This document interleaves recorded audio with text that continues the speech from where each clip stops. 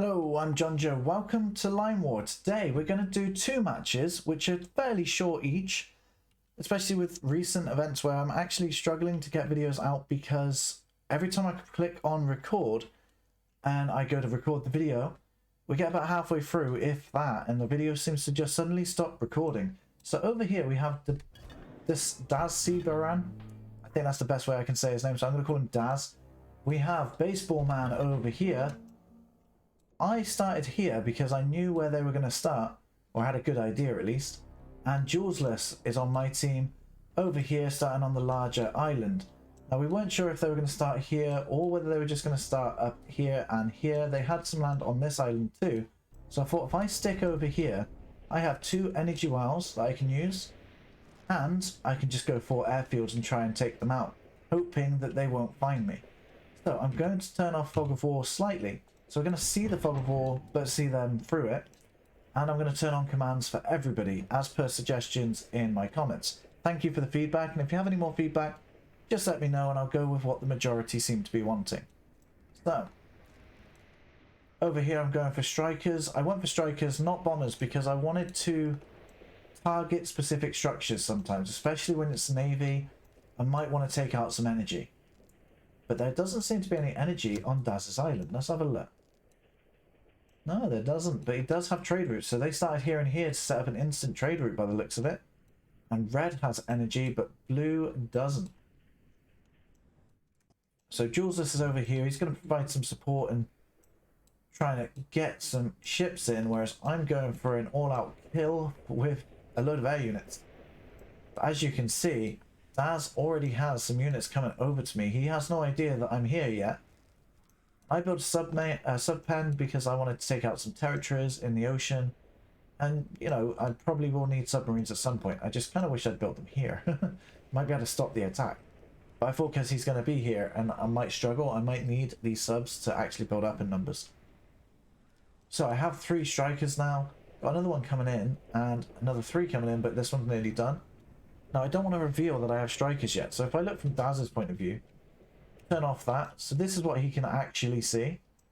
So I've got a few infantry. He knows that I'm here, but he doesn't see anything. He knows I haven't got an energy well just there yet.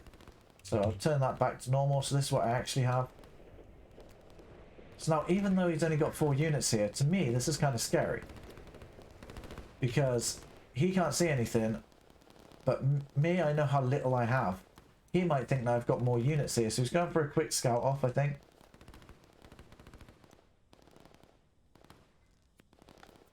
So that 1 unit is straying off, literally towards my airfields. I just kind of want to see if he spots them. We'll know in a minute. So, red team is going south down towards here. He can see Juseless now. And Juseless actually can't see him. So, Juseless has no idea what's going on there. Juseless is ecoing heavily right now. Well, I say heavily. He's got 2 industry. To me, that's heavy. I don't eco much. But he's got quite a few C units. I've probably pinged him about this attack going on over here. So, yeah, he's sending in some units straight over to try and assist with that. From Daz's point of view, he didn't actually discover my airfields by the looks of it, so that was lucky for me. So I'll just switch back to the other Fog of War mode. There we go. Now he's only got 1 boat here, 2 boats to transport, so it's taken him a while to get these units across. But he didn't expect me to be there, so he was hoping to just capture this territory. But now, as long as I can defend from these units, I'm on the attack. I have an orange command right now, but I didn't want them to go through, like, attacking these guys. Or at least not too much. I think I just let him kill him, actually, because I do have a very little amount of infantry on the ground. Even with that support, it looks like they're going to win. We've got 2 against 1 here. And these strikers are going to be able to take out quite a bit right now. There's quite a few strikers built up here. I have only 1 energy well at the minute. The other one's under construction. And now Juseless has come in to try and help support this attack by preventing any Navy units doing that to my craft. So I now get a good scout off on Daz's base. Daz is probably quite panicked with that, to be fair, but he's got 1 power plant. This is why I like strikers, because Daz is going to struggle with energy throughout this game because he's only got power plants to run on. And I can target them. What I probably should have done, I think, oh yeah, I do panic a little here. I'm forced to pull back because look at this force here. I know it's only small, but this early in the game, it says 14 minutes, but we spent like 10 minutes formulating a plan and picking territories. So it's only like 5 minutes into the actual game. Which actually kind of annoyed the other team. He told us, we're not someone said that my nickname sucks. Like, why are we taking so long to plan it? And we were like, sorry, we know. But yeah, and to be fair, when I was picking with Juseless, he says, how did you come up with such crazy plans for these games? And I'm thinking, yeah, just because they're crazy plans doesn't mean they're any good. This is why I need someone said that my nickname sucks to tell me, you know, no, these plans are rubbish. Don't do that. Just follow what I say. But either way, Daz does take out one of my airfields, which is a serious problem for me, but Juseless also has a navy here, which is causing just as much damage. So the power plant wasn't the worry in the end, but my airfields I really need to defend right now. So what is Red doing to defend his friend? He has set up on this island here, which is a problem for Juseless because he isn't really prepared to take on this many units on the ground yet. But he does have production being built up, ready to try and take that on. And these cruisers are doing a hell of a lot of damage on the ground there, and it looks like my strikers have cleared up the ground over here. And there's only one unit left, so I can call them back. They can retreat. My infantry can deal with that guy.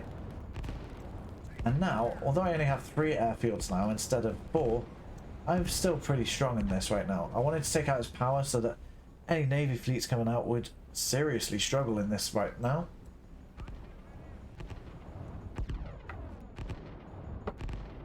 And I target 2 because I didn't want too many going here because I know they're going to take it out fairly quickly. I wanted to stop the SAM units that are going to pop out of this structure as well. Obviously I could see the structure. I probably knew there was SAM being built from it. Now Juseless is also having to worry about reinforcements coming in from this island, so he is sending some units around to try and take that out. But he's not focused on those. He's taking out the production on this island right now. So over here we've got a few. This structure is already on fire. So I'm glad I split them up, but I didn't split them up early enough, I don't think. I could have done it a little earlier. And then I'd have had more to attack in this location. But Daz calls in the white flag. He does give up the game. So Red is now on his own. Luckily I was able to survive that with the help of Juseless's ships there. But Red is going to struggle on his own when he's got 2 people to deal with. My plan was to get across to this island as fast as possible with some units. And then I can set up some airstrips and I can focus fire here and support Juseless.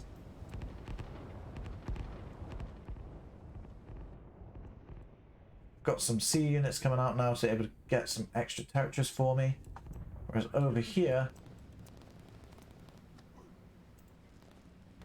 can't seem to switch to their side of the view, but oh well, there we go. That's probably why the game has ended. Me and Juseless managed to take the win on that one. So not long after, we did manage to fight once again. As you can see, we did manage to keep up, although we were actually lower in economy because we pretty much went hyper offensive, or at least I did. So that lowered our economy gain, but I was able to take out their economy, which helped us in the long run. And I couldn't have done that without Juseless' support, so let's go into the next match. Played by the same people, with the same teams.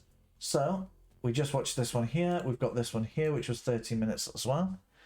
Got quite a few videos that I recorded, and to be honest, I've recorded like 7 of them already, some of the long ones as well, which is why it's really annoying that it just cancels out the recording. I'm hoping this one's fine so far. I'm checking it as I do. I've got 2 screens set up now, so I can actually see that it is still recording. Right, I'm going to speed up the picking phase.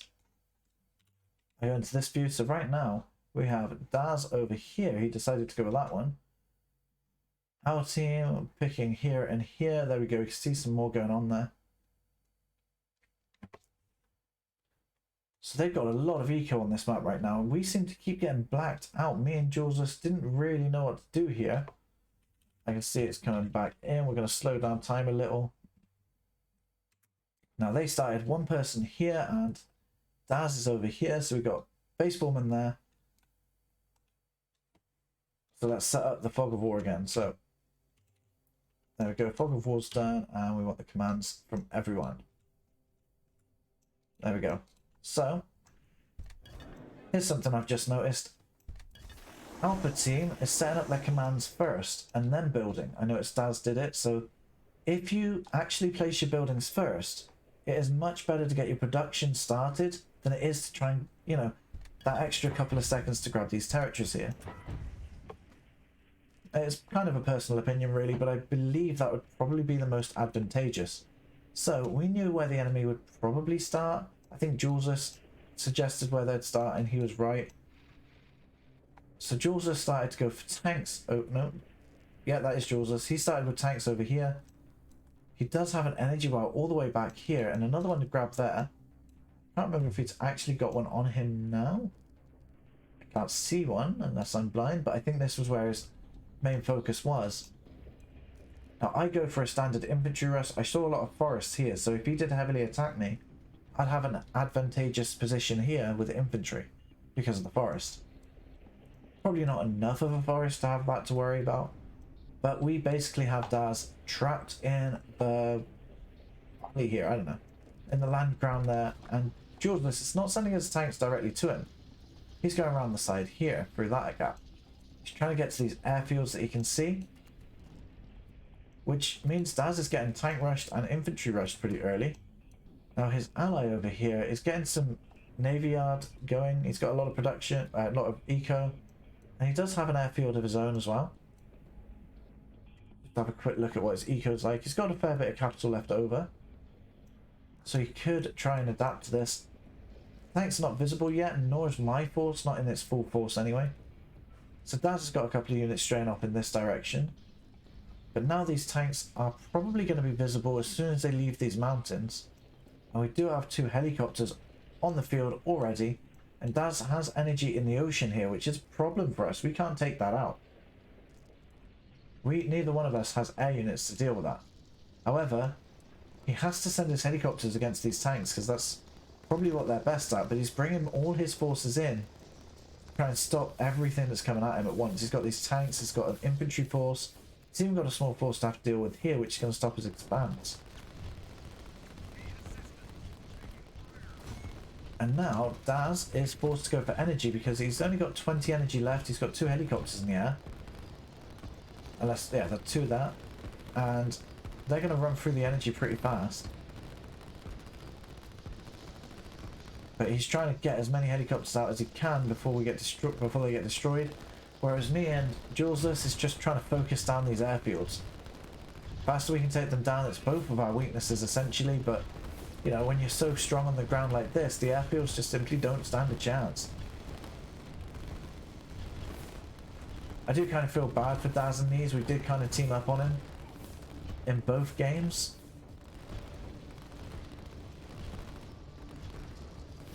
But there we go, so the infantry is rushing through there, and I've still got some infantry grabbing for me over here. Yeah, they're just grabbing some territory. But Daz's ally does have some units coming in. They are trying to fly over right now.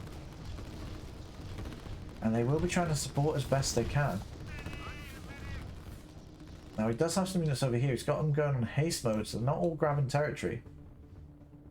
But once they reach the end, they've decided to grab some territory. It seems like he's forgotten about them a little, but he could send these groups across here. But then he's affecting his own economy. Will he be able to save Daz in time for that to be effective? Unfortunately, Daz is pretty much out of the game already. He's got 1 structure left. Oh, he does have this structure left, but it's not that useful in this scenario of the game right now. So there we go, his last production goes down. We have the energy well, but that is all that is left of Daz right now, and he doesn't have any territories really to pull back on. But he does have a fair bit of eco. He could have set up a couple of factories over here, hidden in the shadows. Maybe in the forest here, just like right there and there. But I'll probably go for here so you can try and grab some territories and try and rebuild your position.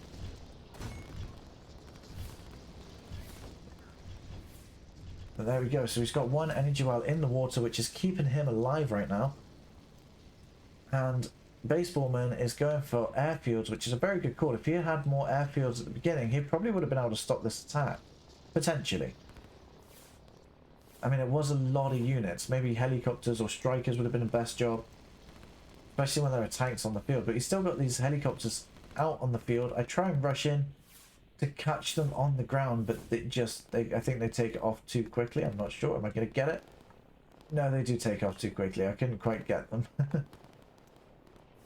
Anyway, from my perspective, I do go into a factory now. I stocked all my barracks so I could have some extra eco for the factory. I probably should have destroyed about half of them, and that way I could have got my economy back a lot faster. And we have a striker coming in over here just to try and do some damage and try to stop any progression that I may have. Daz does decide to fall out in this. He doesn't have any option to come back in this game.